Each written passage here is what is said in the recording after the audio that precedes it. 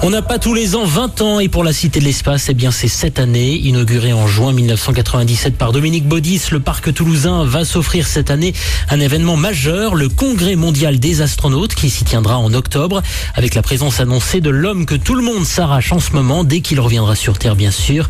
Oui, Thomas Pesquet sera là, confirmation de Jean-Baptiste Desbois, le directeur de la Cité de l'Espace. Thomas Pesquet bien sûr sera là puisque nous avons calé la date de façon à ce que les 10 astronautes français soient présents à ce congrès à la Cité de l'Espace du 16 au 20 octobre. Et l'idée est même pour vous dire que Thomas Pesquet nous rend entre guillemets la pierre de Mars que nous lui avons remis en décembre 2015 avec Claudie Hénuret, que la pierre de Mars que nous lui avons confiée, qui est actuellement dans l'ISS avec lui, il va nous la montrer, il va tourner des petites vidéos avec, que cette pierre de Mars revienne à la Cité de l'Espace et nous la remet donc à l'occasion d'un grand événement que nous sommes en train de préparer pour fêter les 20 ans de la Cité de l'Espace et avec cette centaine d'astronautes également présents.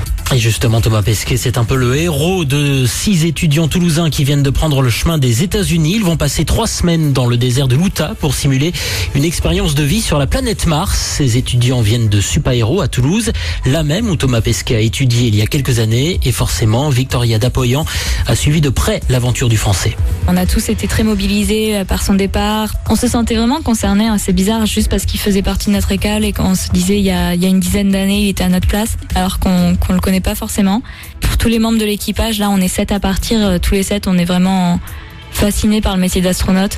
Après, on sait très bien que c'est un métier, sûrement le métier le plus sélectif au monde, donc on est quand même très lucide. On sait très bien qu'on finira pas tous les 7 astronautes et qu'il y a peu de chances pour qu'il y en ait un de nous 7 qui le devienne un jour.